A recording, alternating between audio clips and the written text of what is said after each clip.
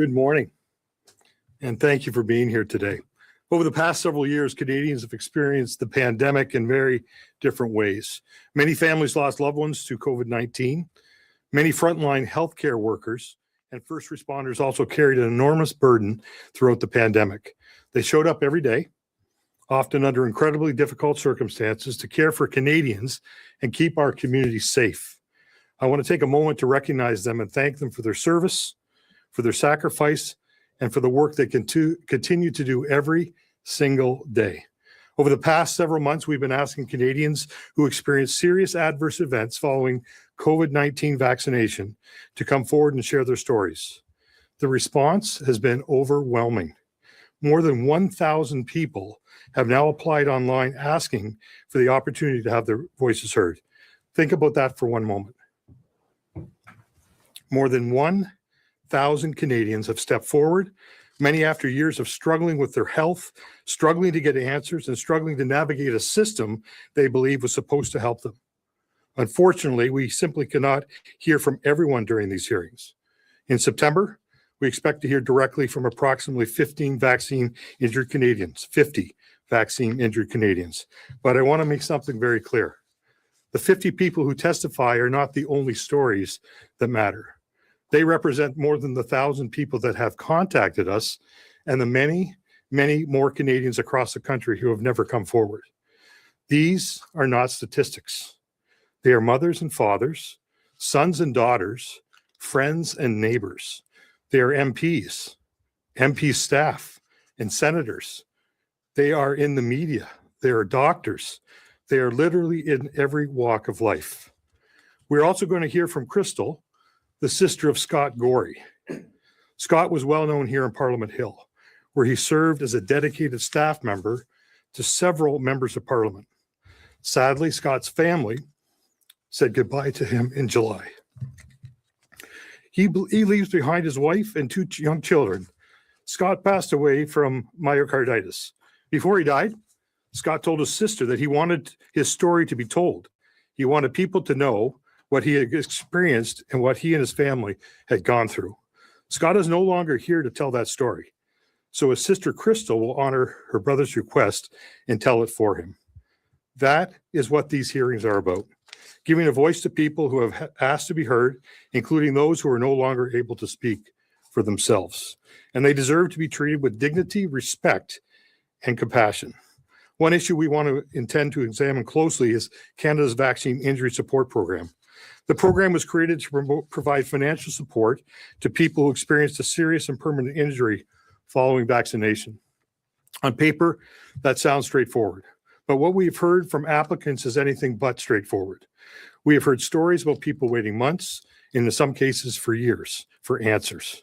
People being asked repeatedly to submit medical information, people being asked to resend documents they say they already provided, people being told that information or files could not be located, people struggling to determine the status of their claims, and people who say they simply cannot get meaningful answers about what is happening with their case. For someone already dealing with a serious health issue, navigating a complicated bureaucracy should not become another burden they have to carry. Federal figures show that among the thousands of adverse events that have been reported, only a small number of people have ultimately received compensation through the Vaccine Injury Support Program. That raises legitimate questions. Why does the process take so long? Why are applicants having so much difficulty accessing the program? And why are people being asked repeatedly for this information? Why are we hearing allegations of missing documents and lost files? And perhaps most importantly, is the program actually delivering the timely support that vaccine-injured Canadians were promised? These are reasonable questions, and Canadians deserve reasonable answers. This should not be controversial. You can believe that vaccines played an important role during the pandemic and still believe that people who experienced serious adverse events deserve help. You can support vaccination and you can still demand accountability from the program established specifically to compensate those who were seriously injured. These positions are not contradictory. They are what compassion, responsibility, public policy should look like. The purpose of these hearings is not to tell witnesses what happened to them, it's to allow them to tell us. For too long, many of these Canadians believe their experiences have been dismissed, minimalized, or simply ignored. Vaccine-injured Canadians have told us they feel abandoned. Our job is to listen. And that's exactly what we intend to do. When these hearings begin in September, Canadians will hear directly from vaccine-injured individuals. They will also hear from some individuals who will provide some important context to help us better understand what these Canadians have experienced. Canadians will hear about the Vaccine Injury Support Program, the experience of people that have attempted to navigate it. More than 1,000 Canadians have already raised their hands and said, I want my story heard. We may only have time to hear 50 of them during these hearings, but every one of those 1,000 voices matter. Their experience matters. Their families matter, and their stories matter. Canadians should never be afraid to listen. If you or someone you know has a story, to speak up, contact your MP, ask them to participate in the Allison inquiry September 8th to 11th in Ottawa. Watch it, share it, encourage others to listen. Their stories matter, their lives matter, and they deserve to be heard. Now I want to turn it over to Miriam, who is one of our volunteers. Her day job is a lawyer, and she'll be helping our French-speaking witnesses who are COVID-19 vaccine injured from Quebec, as we will be broadcasting the full inquiry with French translation. Thank you. Over to Miriam. Thank you, Dean. Bonjour à tous. Mon nom est Myriam Brunier. J'agis comme avocate bénévole pour l'enquête Allison. Je représente les blessés vaccinaux du Québec qui témoigneront. Aujourd'hui, je m'adresse à tous les francophones du Canada, y compris les Québécois, pour vous dire que cette enquête est aussi la vôtre. Elle est ouverte à tous les Canadiens dans les 2 langues officielles et votre voix y a toute sa place. J'aimerais vous transmettre mon message à travers une lettre que j'ai écrite à ma fille. Elle a 8 ans. Nous faisons du karaté ensemble. Au karaté, nous remercions notre adversaire de nous rendre meilleurs. Ma fille est mon inspiration à devenir meilleure. Ma fille. On m'a fait l'honneur de me permettre de communiquer un message important.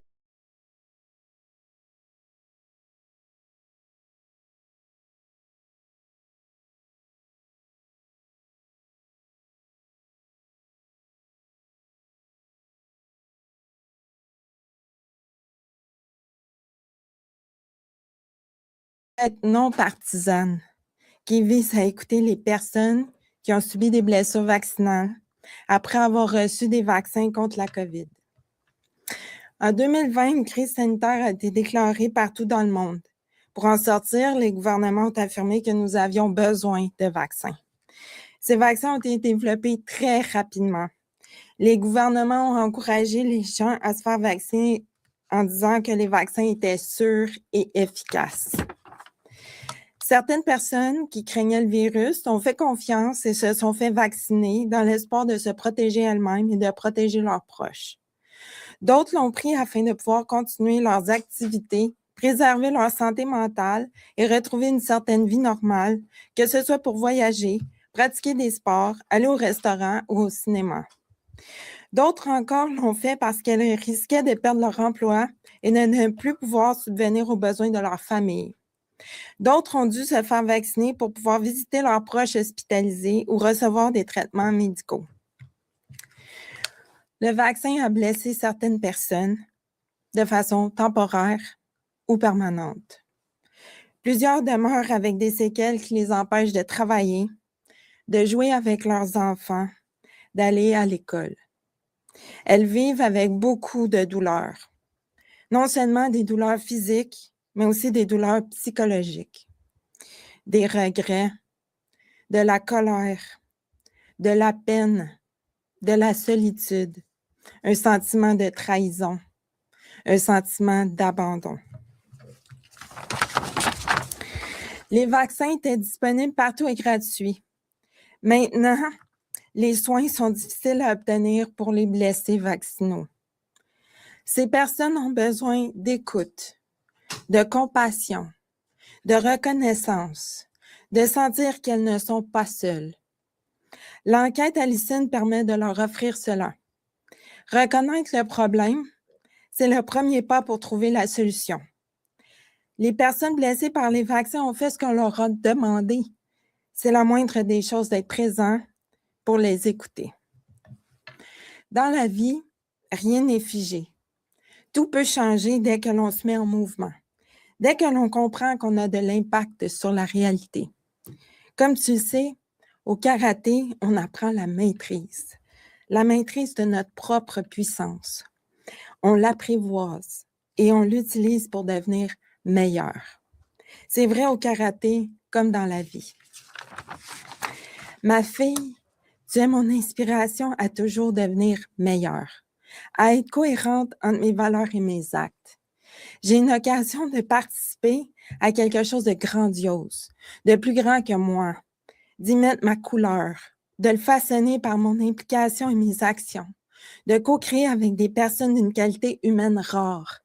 J'ai une occasion d'entrer en connexion avec mes semblables et de leur offrir un réconfort par ma seule présence, de sentir que ce que j'accomplis fait sens, de participer à la beauté de la solidarité humaine à travers ces drames. Ma présence et mes actions me font grandir. Ils me font devenir meilleur. Ce que je dis et ce que je fais est enregistré. Un jour, tu pourras suivre mes pas et voir ce que j'ai accompli. J'espère alors être une inspiration pour toi à devenir meilleur, à suivre la voie de l'amour de toi-même, de l'amour de l'humain. Signé, Maman. Vous avez tous dans votre vie quelqu'un qui vous inspire à devenir meilleur. Comme au karaté, nous devenons meilleurs lorsque nous acceptons de voir et de reconnaître même ce qui est difficile. Cette enquête est une occasion formidable de devenir meilleur, de faire preuve de courage, de faire preuve de force, de solidarité, de compassion, de résilience.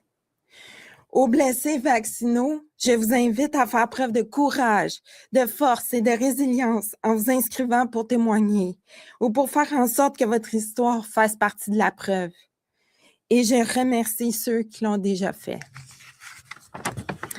Aux députés et sénateurs, je vous invite à faire preuve de courage, de force, de solidarité et de compassion en siégeant aux audiences afin d'entendre les Canadiens que vous représentez et de rebâtir la confiance qui s'est perdue durant cette crise. Et je remercie ceux qui ont déjà accepté de venir. Au public, je vous invite à faire preuve de solidarité, de compassion et de résilience en faisant connaître cette enquête, en y contribuant par vos dons, en contactant vos députés pour qu'ils y participent, en la suivant lorsqu'elle sera diffusée en direct du 8 au 11 septembre prochain avec traduction simultanée en français. Vous êtes plus puissant que vous le pensez. Vous avez la puissance de devenir meilleur, d'être les modèles que vous souhaitez être pour vos enfants et les générations à venir, de vous inscrire dans l'histoire et de léguer cet héritage. Merci, Dean, Sean et Teresa, de me permettre de devenir meilleur. Maintenant, c'est pour nous tous le temps d'être meilleurs. Merci.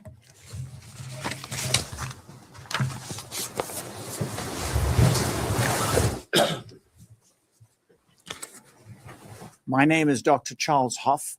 I'm a family doctor from southern British Columbia, where I've worked since 1993. I serve mostly the Nlakatba First Nations people.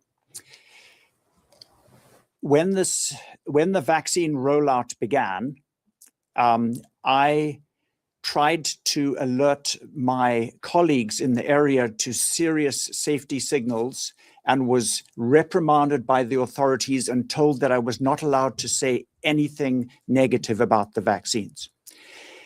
And so when I started to see very serious side effects in my own patients, within 3 months of the onset of the vaccine rollout, I had one patient who died suddenly after his shot. I had 3 people who were clearly going to be permanently disabled and a number of others who were seriously injured. So I sent an open letter to the British Columbia Public Health Officer, Dr. Bonnie Henry, to inform her of these safety signals. Her response was to refer this to her top vaccine safety specialist, Dr. Monica Naus, who assured me without any investigation of any of my patients that these were all coincidences. So I said, I said to her, I've been family doctor to these people for 28 years. I know them very well, and there is no other medical explanation for these terrible, disabling symptoms that they have. She insisted that they were all coincidences and told me to just submit vaccine injury reports. So I started submitting the reports, and ultimately I submitted 14 in total. And when every single one was denied as a coincidence by public health, I gave up.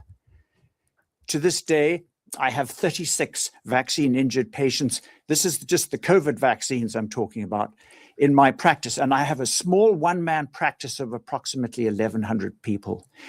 So the second response of the authorities to me trying to alert them about what was happening to my own patients was to send a warning letter. The College of Physicians and Surgeons sent a warning letter to every registered doctor, warning them that if they spoke misinformation about COVID or the COVID vaccines, that they would be investigated and, if necessary, disciplined. In other words, this was effectively a gag order to the entire medical community. These shots are safe and effective. Don't say anything to the contrary. You will be putting people at risk. So ultimately, I was charged with spreading misinformation.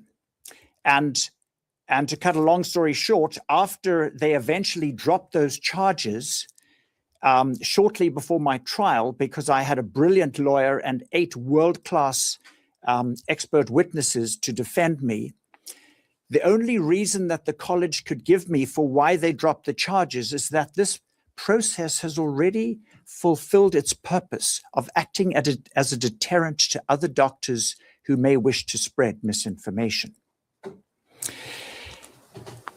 So this gag order, this warning to doctors to not spread what they called misinformation, effectively created an illusion of consensus. Because the doctors were too afraid to speak up, all the doctors thought that there were very few doctors out there trying to raise the alarm of what was happening, because it was clearly devastating. And I pointed out in my letter to Dr. Bonnie Henry that at that point, which was 15 months into the pandemic, we had not had one single person in our town needing any health care for COVID at all. And as soon as the vaccine rollout started, then the real problem, the real casualties emerged. And I pointed out to her that it was clear to me that the COVID injections were more dangerous than COVID. So, of course, the response of the authorities is, well, yes, it's unfortunate if a few people get hurt, but the vaccines are saving millions of lives. They are keeping people safe. So one needs to keep in mind that in the first year of the pandemic, there was absolutely no increase in the number of people dying in Canada. If we look at all-cause mortality in the first year of the pandemic, it was no different than what we would expect. The increase in all-cause mortality started after the vaccine rollout. In the United States, they have now had approximately 1 million excess, these are non-COVID excess deaths since the vaccine rollout. So this idea that the vaccines have saved millions of lives is absurd. The number of people dying is higher than ever. The open VAERS, so as I mentioned, vaccine injury reporting in Canada appeared to be censored, as I discovered, when literally of the 14 reports that I submitted, 100% rejection from public health. So we have to look to other nations. Since Canada had a censored vaccine injury reporting system, so the open VAERS in the United States records 39,000 people who died unexpectedly within 28 days of their COVID shot. 39,000. and 72,000 who were permanently disabled within 28 days of their COVID shot. And they continue to tell us that this is safe and effective. There seems to be no ceiling on how many casualties there need to be before they shut this down. So I am part of this Allison inquiry, advocating for the safety of my own patients and for all Canadians. Thank you.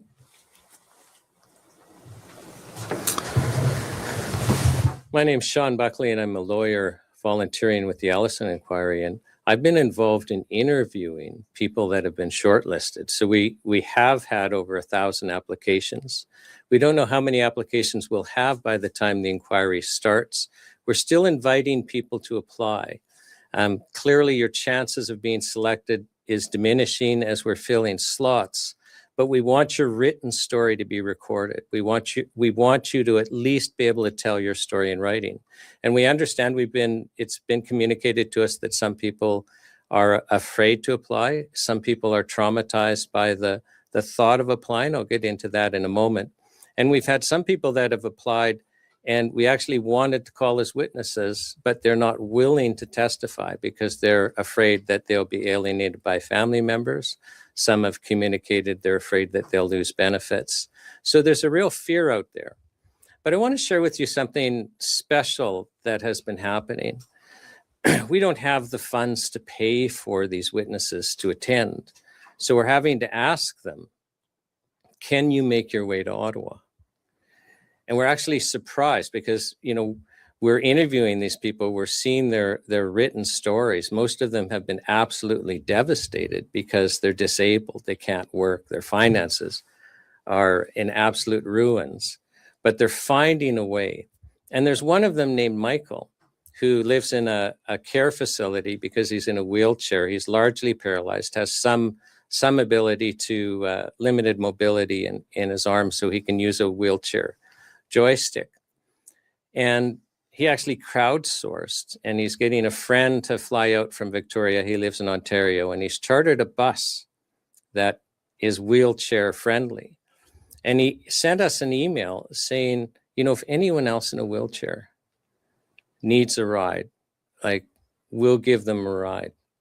There was another witness that actually is kind of taking up that offer. We weren't sure if this witness would be able to attend. The witness said, I'm able to take a train, with my support person to Ottawa, but I can't find transportation from the train station because I not only need a wheelchair accessible vehicle, but one that can take a tall IV pole also. It actually took that person a couple of weeks. And then Michael is going to be picking that person up in his bus from the hotel to the inquiry. And we're getting quite touched. Another witness said, well, you've got to be flexible on which day I testify because I have to schedule dialysis in Ottawa. And so you have to work around my dialysis because this person has lost a kidney and is waiting for a kidney transplant. We've been absolutely touched by how much these people want to help each other, by how determined they are to show up.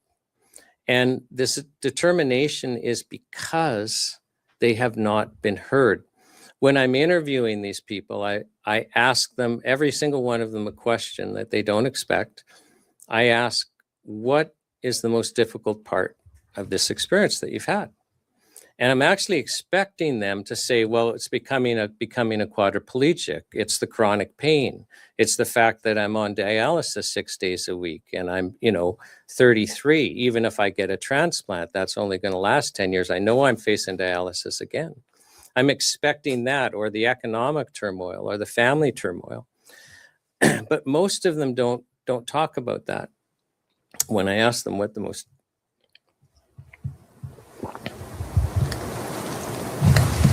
difficult part is, most of them say the most difficult part has been dealing with the medical system. They almost all of them use the term gaslit. Basically, what they have is they're having these symptoms that is causing enormous suffering, disability, loss of function, and they're basically being told that it's in their head or, it's something else that it's not. And they're actually being treated like modern day lepers. Some of them, like the doctors right out of the gate, this is vaccine injury. Everyone agrees it's vaccine injury, but they can't get specialists to help them because the doctor will refer to the specialist. And because the diagnosis is vaccine injury, it's almost like there's a fear. It's almost like they're untouchable. There's this unspeakable thing. We cannot say vaccine injury. We cannot treat vaccine injury. This has become the most difficult experience in their lives, is dealing with the medical system and then also dealing with the vaccine injury support program. And let me just share with you kind of some of the unfairness of this program, which was actually we've learned by all of these thousands of stories coming to us, because we ask in our questionnaire detailed questions about the vaccine injury program, and we interview these people. And so basically you start with a two-part process, which is just a form with two parts. So you fill in this form where you basically tell your story, and you really only tell it in a couple of paragraphs. Now, you don't know what the criteria is, because the vaccine injury program doesn't say, here are the criteria for us to determine what a vaccine injury is. And then you get your doctor, or a doctor, if a doctor's willing, to fill in form 2. Many of them have not been able to apply because they can't get a doctor willing to sign the form because of this unwillingness to participate in anything connected to vaccine injury. Well, then they get your medical records, and internally they put together your file. It's analyzed, or a report is done that you never see, and then a panel of 3 meet and decide things. You've never been interviewed. So can you imagine, one lady I was speaking to, I think English is her second language. She's largely quadriplegic, has some motion in her arms, chronic pain. I'm looking at her form. It's like 2 paragraphs. Her life depends on this. She's hoping to get compensation for pain and suffering. She's hoping to get cost of living expenses. She's hoping to get cost of care expenses. These are people that are in absolute financial crisis. They're depending on this program. They're never interviewed. So if you don't tell your story right, you're not a doctor, you don't know what the criteria is, you don't know what's important to them, and they never get back to you and say, well, what about this? What about this? What about this? And then a decision is made by 3 unnamed people. You're told who, it's a family doctor and a neurologist and a physiotherapist, but you don't know who they are. You don't know if there's any bias. You don't know if they're actually qualified to analyze your file. And you get, maybe a page and a half of reasons. So it's a really frustrating process. And these people that are already traumatized by the medical system report that they're being traumatized again. So this Allison inquiry, where the whole purpose of this is just to listen to their stories, we've come to understand this is so much more important than we initially felt. We knew that these people weren't being heard. We knew that we have to have a conversation about this. That's what we're hoping will happen with the Allison inquiry. But we didn't understand how deeply it's needed by these vaccine injured persons who are literally desperate and, crowd fundraising to get wheelchair accessible buses to get here. So we feel that we're all volunteers. We all feel very honored to be able to assist these people. And we truly are inviting you to participate by watching.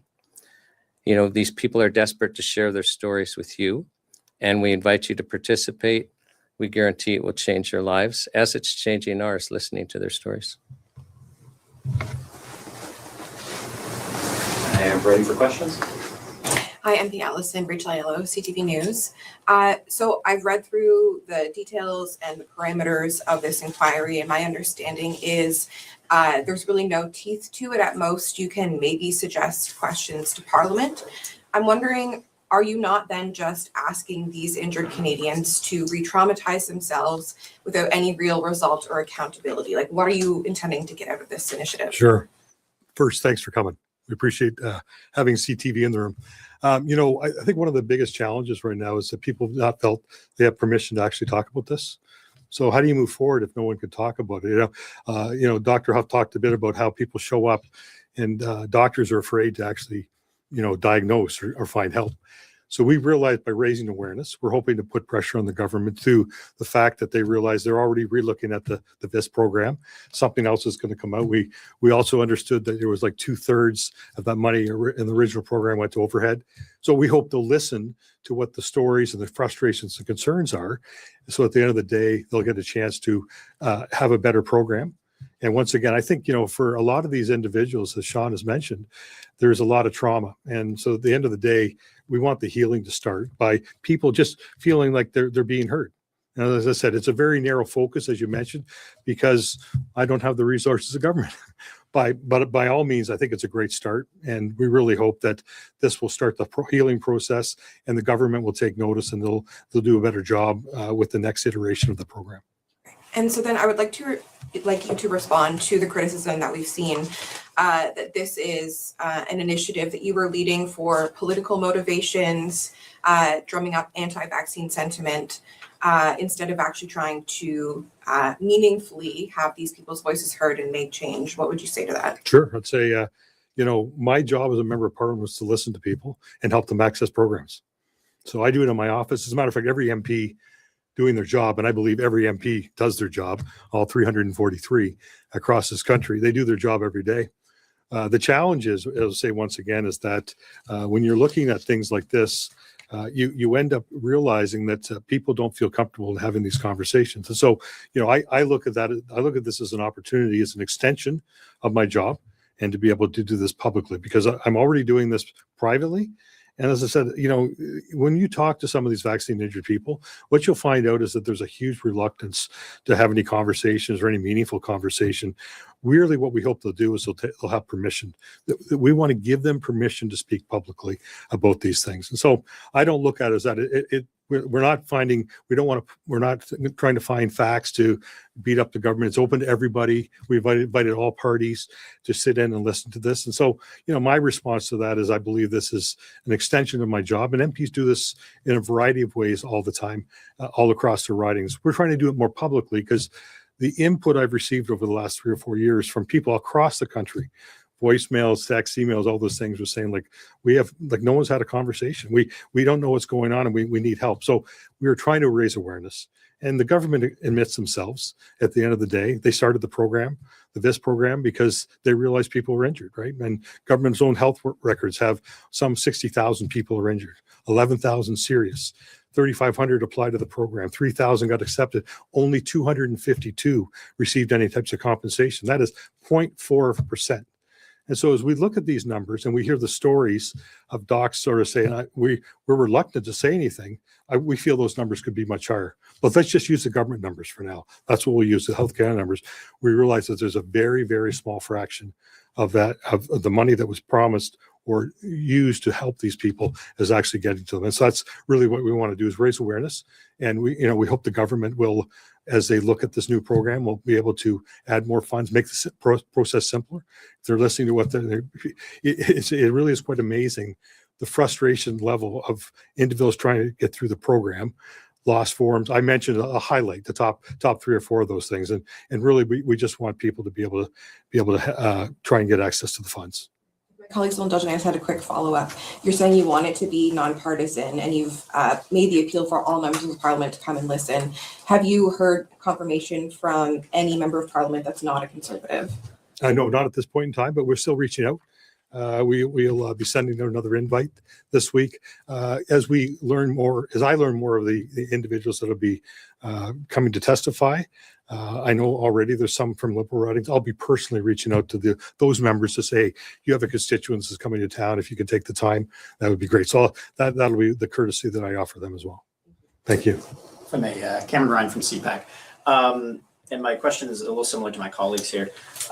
You said in your opening statement, Canadians deserve answers on these questions around the vaccine and around the support program for the vaccine injured. But your inquiry also says it will not make any findings of fact or reach any conclusions. So where are the answers going to come from that you're looking for? Yeah, no, great question. Once again, there's been no conversation around this topic at all for the last 3 or 4 years. What we are hoping to do is we raise this issue, just like I would raise the issue if I was doing a town hall back in my riding in Niagara West. as people listen to this inquiry, we're hoping the government right now is right in between programs. They're looking at what they can do differently from before. We hope that there'll be people listening and they'll be able to have an opportunity to do that. By all means, I'm always happy to make recommendations, send something into committee, et cetera, et cetera. Our whole point of this was that we were not looking at anything other than listening to people, hearing their stories, and trying to make sure that people could get access to these programs. Another question. Will witnesses be under oath when they testify at the Allison inquiry? Yes, they will. Is there any threat, what's the penalty if they're found to be not telling the truth? Of course, this isn't like a government or judicial Sure. inquiry, so is there Probably the same penalty that happens in regular committees right now. There's no penalty. I mean, we're talking to people. We're having doctors verify this information, and we're trying to take all precautions to make sure that people that show up are what they say they are. So, Ryan Holmesy, Toronto Star. Is this inquiry an inquiry into the vaccine injury program? Is it an inquiry into the safety of the COVID vaccines? Is it an inquiry into the science behind COVID-19? Like, what are you trying to focus on in this inquiry? Yeah. Toronto Star, thank you very much for being here. We appreciate it. No, I think a couple of things. We said before, we don't have the time, the money, the capacity to look at the scientific issue. I would say my mandate as a member of parliament is to listen to individuals and to help advocate on behalf of programs. It is nothing more than that. We're going to share some of the situations why people are reluctant to actually look at those kinds of things. But we are hoping the government is taking notice of what is going on and some of the frustrations that people have trying to navigate the systems.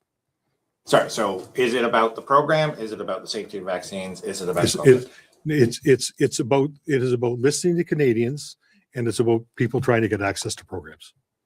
And can you talk a little bit about you've called this an inquiry, but inquiries definitely have a format. They have a commissioner, they have opposing counsel, they have legal budgets. I know you said you don't have any of those things. So what is the format of this going to look like? Is this going to be just 50 people getting up and telling their stories? Yeah. So, I mean, at the end of the day, this would be very similar to what we do in our writings all the time. We talk to people every single day about a variety of issues. So what we will do is we'll be talking to individuals throughout the course of that, and we will bring in some people from time to time to give some context to, maybe go through government numbers and try to explain to us what they mean and what they are. But no, you're absolutely correct. We're not trying to find any kind of finding.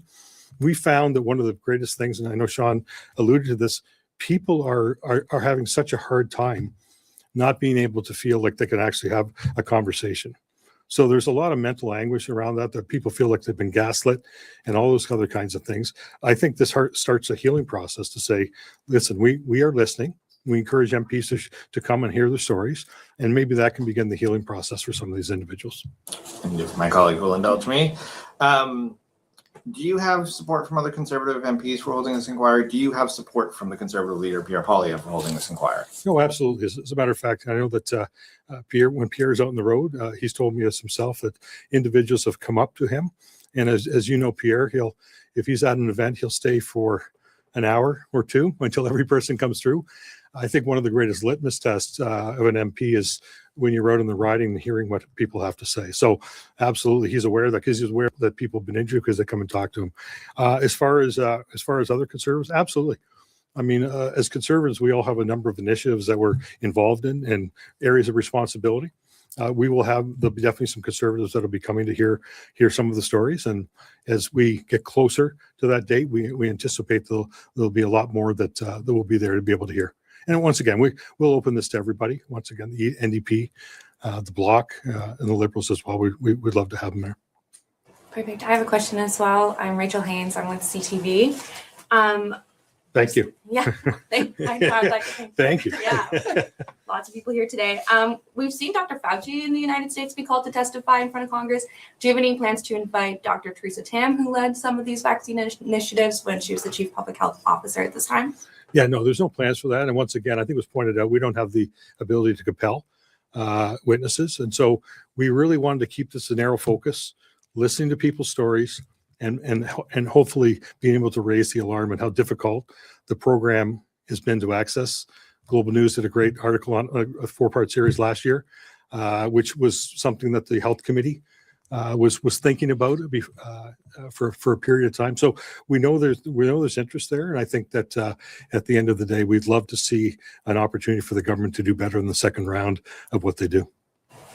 And we know that you were against COVID vaccines back in 2020. I supported choice. Choice. Okay, Absolutely. agreed. Fair point. And I guess I'm wondering if you're going to be hearing from experts who believe in the safety of the COVID-19 vaccine, who may have a different perspective from you. Yeah, no, we're basically want to hear from constituents across the country and what they're doing and what the challenge they've had to access these programs to try and make it better. And I noticed on the website you're canvassing donations as well. Where are the funds from those donations going to? I believe that there was a nonprofit set up that's kind of overseeing this inquiry, but I would like to know more specifically where those donations would actually be going. Sure, absolutely. Yeah, no, go ahead. Yeah. So the basically it's just the cost. So everyone is a volunteer except for, web contractors and the like for setting up the infrastructure. We're paying some travel for witnesses, but we're actually hoping we'd have enough to pay for all. So it's all just, so there's no salaries other than, web people and graphic people and the like. So, I'm a volunteer, my wife Teresa's a volunteer, the people vetting the witnesses are volunteer, doctors that are helping to vet witnesses.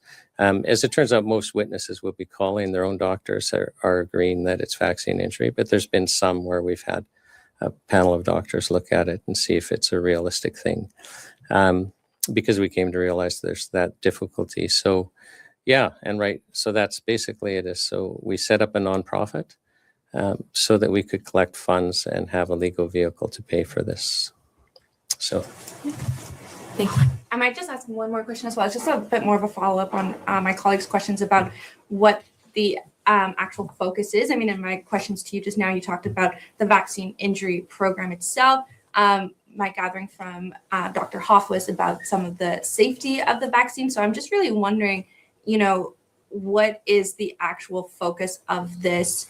And if it is just about the vaccine injury program, which we have seen some criticism of, or if it is actually just to listen about the safety of vaccines and people's opinions on vaccines. Yeah, no, I think what Dr. Hoff was trying to illustrate is the difficulty around doctors being able to identify these things because of fear of what they have to deal with. What we are doing, what I set up to do is to listen and to then advocate on behalf of these individuals for the vaccine injury program. Once again, good work from Global News last year. Some of these things may never come forward. And so I think that if we could do that, I think that would be helpful. People have a chance to, talk about what they've struggled with and they feel like they've been alone. The word that keeps coming up is people feel like they've been abandoned.